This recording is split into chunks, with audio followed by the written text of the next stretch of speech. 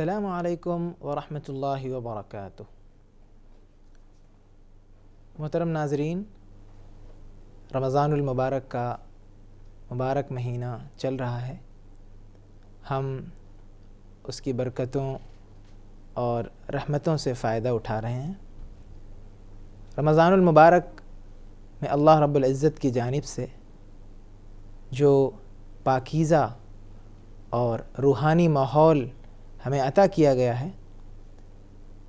یہ ہمارے تربیت کے لیے ہمیں عطا کیا گیا ہے، ہمارے نفس کی تربیت کے لیے، ہمارے دل کی تربیت کے لیے۔ رمضان المبارک اور تزکیہ نفس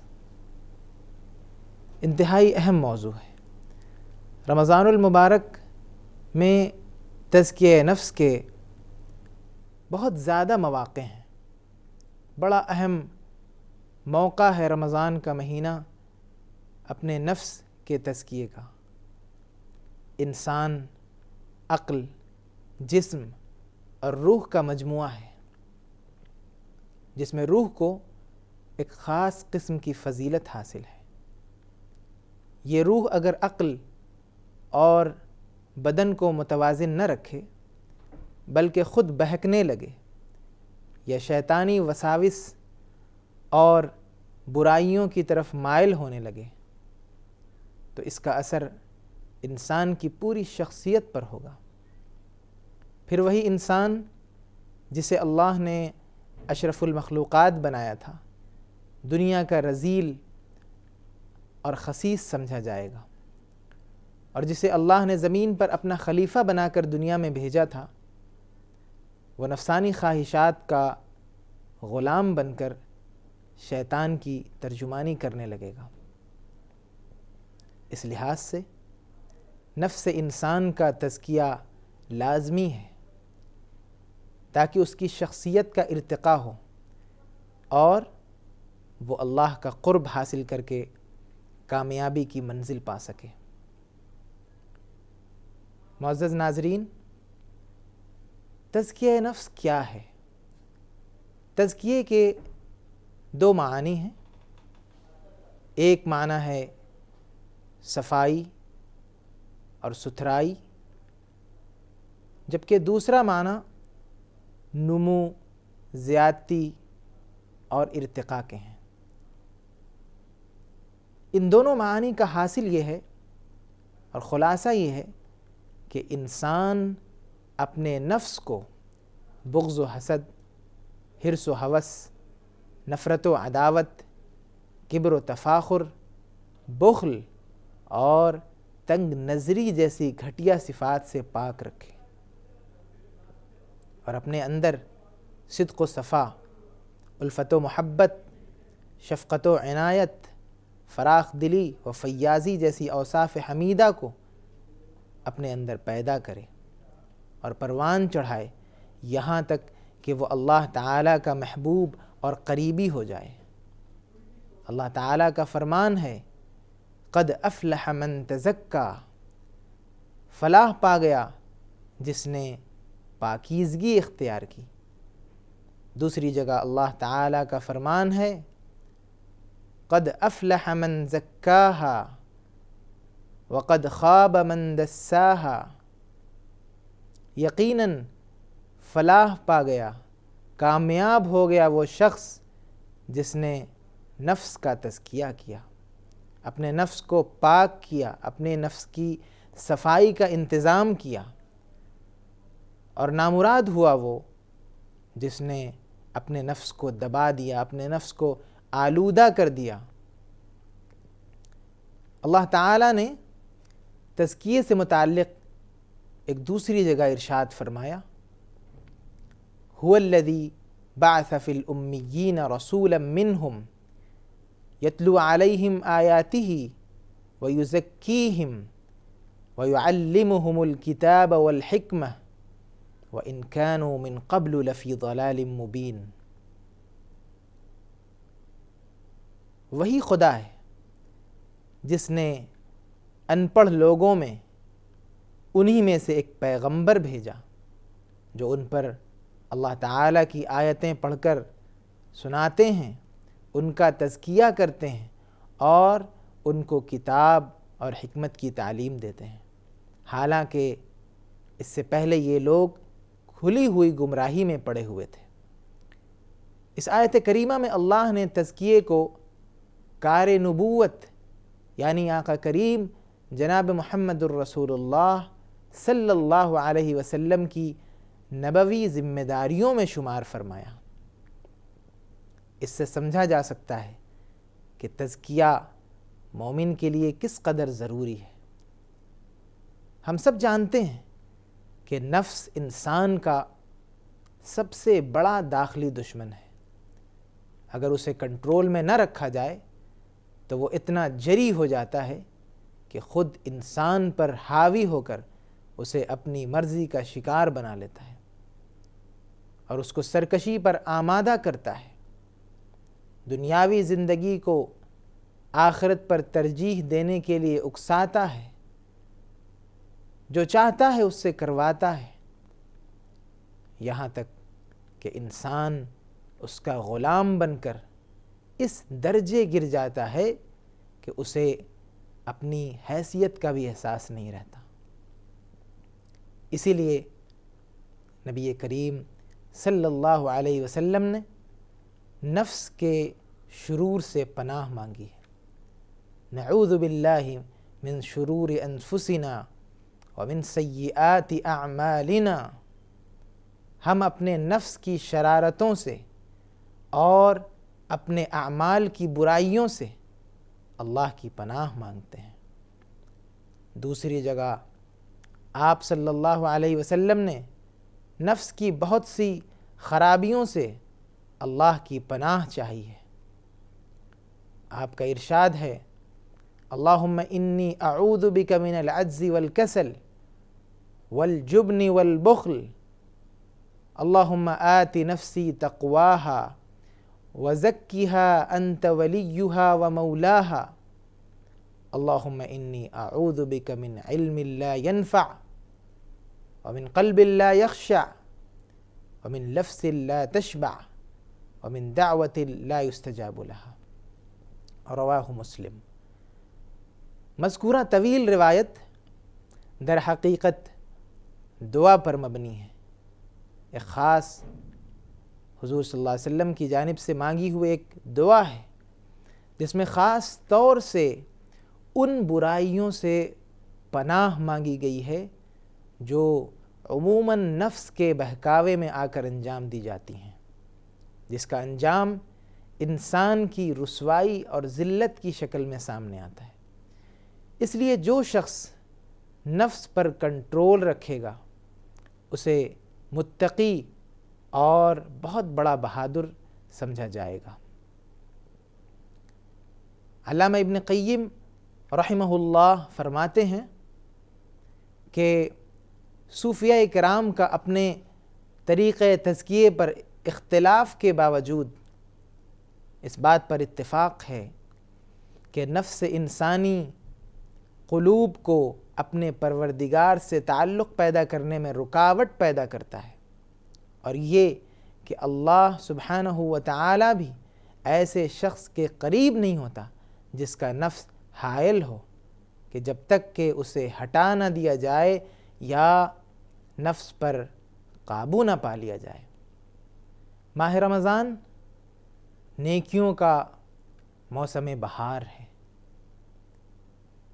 اس ماہ مبارک میں ہمیں تزکیہ نفس کا بھرپور سامان ملتا ہے، جس میں تطہیر قلب یعنی قلب کی صفائی اور تزکیہ نفس کے اسباب اور ذرائع سے بھرپور استفادہ کیا جا سکتا ہے۔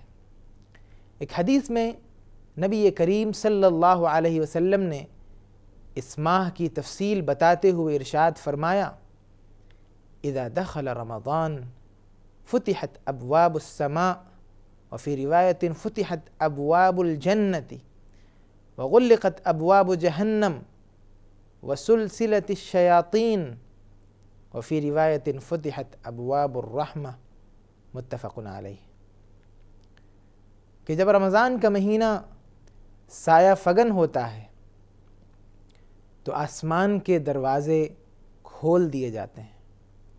اسی سے متعلق دوسری روایت کے الفاظ کچھ اس طرح کے ہیں کہ جنت کے دروازے کھول دیے جاتے ہیں اور جہنم کے دروازے بند کر دیے جاتے ہیں اور شیاطین باندھ دیے جاتے ہیں، جکڑ دیے جاتے ہیں اور قید کر دیے جاتے ہیں۔ ایک اور روایت میں یہ الفاظ آئے ہیں کہ رحمت کے دروازے کھول دیے جاتے ہیں۔ اس حدیث سے واضح ہوتا ہے کہ اس ماہ مبارک میں انسان کو تزکیہ نفس کے لیے ماحول ملتا ہے اور کوئی چیز رکاوٹ نہیں بنتی، اپنی اصلاح اور دل کو سنوارنے میں کوئی چیز رکاوٹ نہیں بنتی، ماحول سازگار ہوتا ہے خیر کے لیے، تقوی کے حصول کے لیے، عبادتوں کے لیے، ذکر و اذکار کے لیے، دعاؤں کے لیے، استغفار کے لیے، اللہ کی راہ میں خرچ کرنے کے لیے، دوسروں سے غمخواری اور ہمدردی کرنے کے لیے کوئی چیز رکاوٹ نہیں بنتی۔ ایک پورا ماحول ہوتا ہے جو ان تمام خیر کے کاموں کے لیے مددگار ثابت ہوتا ہے۔ اگر انسان چاہے تو اس مہینے کے ماحول اور لوگوں کے رجوع اللہ کی کیفیت اور نیکی کی طرف دوڑنے کا جذبہ دیکھ کر خود اپنا انفرادی پروگرام بنا سکتا ہے، اپنا منصوبہ بنا سکتا ہے اور زیادہ سے زیادہ اللہ کی اطاعت اور بندگی کے ذریعے اپنے نفس کی بگڑی ہوئی حالت کو درست کر سکتا ہے۔ رمضان المبارک کی سب سے اہم عبادت روزہ ہے، جس کے بارے میں اللہ تعالیٰ کا فرمان ہے کہ میں خود اس کا بدلہ ہوں۔ اللہ تعالیٰ روزے دار کے بالکل قریب ہوتا ہے، یہاں تک کہ وہ اپنے بندے کے روزے کو اس درجے محسوس کرتا ہے، پسند کرتا ہے کہ اس کے خالی معدے سے آنے والی بو کو بھی اپنے لیے مشک سے بھی زیادہ عزیز قرار دیتا ہے۔ اگر دیکھا جائے تو روزے کی حالت میں انسان کا ایسا کیا عمل ہوتا ہے سوائے اس کے کہ صبح صادق سے غروب آفتاب تک وہ کھانا پینا اور جنسی تعلق سے اپنے آپ کو بچاتا ہے، مگر بندے کا شدت سے اس کی اطاعت کرنا اور بغیر ریا اور نمود کے اور دکھاوے کے صرف اللہ کی خاطر اخلاص کے ساتھ، سچی نیت کے ساتھ روزے کی پابندی کرنا، یہاں تک کہ اس پابندی کے سبب اپنے اوپر اللہ کے تمام احکام کی پیروی کو لازم کرنے کی جو تربیت اس کے ذریعے ملتی ہے، وہ اصل ہے، وہ اصل مطلوب ہے، وہ اصل روزے کی روح ہے جو اس عمل کو اللہ کے نزدیک بہت محبوب بنا دیتی ہے۔ اطاعت الہی کے لیے نفس کو تیار کرنا یہی تزکیہ ہے۔ رسول اللہ صلی اللہ علیہ وسلم کا ارشاد مبارک ہے کہ جس نے رمضان کا روزہ ایمان کے ساتھ ثواب کی نیت سے رکھا تو اس کے پچھلے گناہ معاف کر دیے جاتے ہیں۔ اس روایت کا مفہوم بالکل واضح ہے کہ روزہ اس لیے نہیں ہے کہ سب رکھ رہے ہیں تو ہم بھی رکھ لیں، بلکہ اسے اللہ کا حکم مان کر وہ اس کا اجر و ثواب عطا کرے گا۔ اس نیت کے ساتھ روزہ رکھا جائے تو انسان کے اندر حکم الہی کی اطاعت کرنا آسان ہو جاتا ہے۔ پھر اللہ تعالیٰ اس کو ایسی توفیق دیتا ہے کہ پوری زندگی اس کا فرما بردار بن کر زندگی گزارنے لگتا ہے۔ یہی اس کے پچھلے گناہوں کی معافی کا مطلب ہے۔ رمضان المبارک کے روزے ہمارے نفس کا تزکیہ اس طور پر بھی کرتے ہیں کہ ایک انسان جو مالدار ہے، صاحب ثروت ہے، پھر بھی پورے دن بھوک و پیاس کی شدت سے اسے گزرنا پڑتا ہے۔ جس طرح ایک غریب عام دنوں میں قسم پرسی کے ساتھ بھوک کی حالت میں فاقہ کشی کی زندگی گزارنے پر مجبور ہوتا ہے، روزہ رکھنے والے کے پاس سب کچھ ہوتا ہے مگر وہ کھا پی نہیں سکتا، یہ در حقیقت اس احساس کے جذبے کو پروان چڑھاتا ہے کہ ایسے غریب لوگوں کی ضرورت پوری کی جائے، ہم ان کے مشکل وقت میں کام آئیں، ان کا ہر طرح سے تعاون کیا جائے۔ بحیثیت انسان سب اللہ کے بندے اور آدم کی اولاد ہیں، اسی لیے باہمی کدورت کو ختم کیا جائے۔ یہی کیفیت انسان کے اندر انفاق کے جذبے کو ابھارتی ہے، اللہ کے راہ میں خرچ کرنے اور کمزوروں، بے سہاروں اور ضرورت مندوں کی مدد کرنے کے جذبے کو ابھارتی ہے، اور بغض و حسد، حرص و ہوس، نفرت و عداوت، کبر و تفاخر، بخل اور تنگ نظری ختم کر دیتی ہے۔ نبی کریم صلی اللہ علیہ وسلم کا ارشاد ہے، بلکہ آپ صلی اللہ علیہ وسلم کی صورتحال جو رمضان میں ہوا کرتی تھی، آپ کی کیا کیفیت ہوا کرتی تھی، اس سلسلے میں یہ حدیث وضاحت کرتی ہے، اس پر روشنی ڈالتی ہے کہ کان رسول اللہ صلی اللہ علیہ وسلم اجود الناس وکان اجود ما یکون فی رمضان حین یلقاہ جبرائیل وکان یلقاہ فی کل لیلۃ من رمضان یدارسہ القرآن فلرسول اللہ صلی اللہ علیہ وسلم اجود بالخیر من الریح المرسلہ۔ رسول اللہ صلی اللہ علیہ وسلم لوگوں میں سب سے زیادہ سخی تھے، یہ سخاوت ماہ رمضان میں مزید بڑھ جاتی تھی۔ جس وقت آپ کی ملاقات جبرائیل علیہ السلام سے ہوتی تھی، آپ صلی اللہ علیہ وسلم کی یہ ملاقات رمضان کی ہر شب میں ہوتی تھی، جس میں ان کے ساتھ قرآن کریم کا دور فرمایا کرتے تھے، اور آپ کی سخاوت تیز آندھیوں سے بھی بڑھ جایا کرتی تھی۔ اس ماہ میں روزے دار کے افطار کا نظم کرنا بھی بڑا کار خیر ہے، اور نفس کی تربیت اور نفس کے تزکیے کا ذریعہ ہے۔ جو مذکورہ خوبیوں کے علاوہ انسان کے اندر اللہ کے محبوب بندوں سے محبت کرنے کا جذبہ بھی پیدا کرتا ہے، جیسا کہ آپ صلی اللہ علیہ وسلم نے ارشاد فرمایا، من فطر صائما فلہ مثل اجرہ من غیر ان ینقص من اجر الصائم شیء۔ جس شخص نے کسی روزے دار کو روزہ افطار کرایا، اس کے لیے روزے دار کے اجر و ثواب میں کوئی کمی کیے بغیر روزے دار کے برابر ہی اجر و ثواب ہے۔ اس ماہ کو قرآن کریم سے خاص نسبت حاصل ہے، کیونکہ اسی ماہ میں قرآن مجید نازل ہوا۔ آپ صلی اللہ علیہ وسلم حضرت جبرائیل امین کے ساتھ رمضان کی شب میں قرآن کا دور کیا کرتے تھے، تراویح میں مسلسل کلام اللہ کی تلاوت ہوتی ہے۔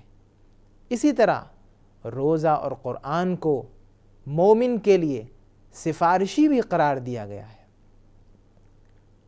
قرآن کریم جو پوری انسانیت کے لیے سراپا ہدایت ہے، اور رمضان کو قرآن کریم کی مناسبت کے سبب لوگوں میں بکثرت اس کی تلاوت کرتے ہوئے دیکھا جاتا ہے، مگر تلاوت قرآن پاک کو معانی و مفاہیم کے ساتھ سمجھنا بھی ضروری ہے، تاکہ ہم اللہ کے احکام کو سمجھ کر اس پر عمل پیرا ہوں۔ دل کی صفائی جو تزکیہ نفس کے لیے بے حد ضروری ہے، جس کے لیے تلاوت کلام اللہ اور موت کا ذکر لازم ہے۔ آپ صلی اللہ علیہ وسلم نے ایک مثال سے اس کی وضاحت فرمائی کہ ان هذه القلوب تصدأ كما يصدأ الحديد اذا اصابہ الماء قیل یا رسول اللہ وما جلاؤها قال کثرت ذکر الموت وتلاوت القرآن۔ آپ نے فرمایا کہ یقیناً دل بھی زنگ آلود ہوتے ہیں جیسے لوہے کو زنگ لگتا ہے۔ پوچھا گیا کہ اس کی صفائی کیسے ہوگی؟ آپ صلی اللہ علیہ وسلم نے ارشاد فرمایا تلاوت کلام اللہ سے اور موت کو یاد کرنے سے۔ اس ماہ مبارک میں لوگ نوافل اور ذکر الہی کا بھی خاص اہتمام کرتے ہیں۔ اس کی وجہ یہ ہے کہ اس ماہ میں ثواب کا درجہ بڑھا دیا جاتا ہے، یعنی نوافل کا ثواب فرض کے برابر ملتا ہے اور فرائض کا 70 گنا اضافے کے ساتھ ثواب ملتا ہے۔ اس سے بھی بندوں میں اللہ کی قربت پیدا کرنے کی تربیت ہوتی ہے، اللہ سے قریب ہونے کی عادت پیدا ہوتی ہے، کیونکہ انسان جب نماز میں ہوتا ہے تو وہ اللہ کے بے حد قریب ہو جاتا ہے۔ اسی طرح جب انسان کا دل ذکر الہی سے تر ہوتا ہے، ذکر الہی سے معمور ہوتا ہے، تو دل کو زندگی ملتی ہے، ورنہ اس پر بھی ویرانی اور پژمردگی چھا جاتی ہے۔ جبکہ تزکیے کے لیے اطمینان قلب کے ساتھ دل کا صاف اور اس کا زندہ ہونا بے حد ضروری ہے۔ اللہ تعالیٰ کا فرمان ہے الا بذکر اللہ تطمئن القلوب، کہ یاد رکھو کہ اللہ کی یاد ہی وہ چیز ہے جس سے دلوں کو اطمینان نصیب ہوا کرتا ہے۔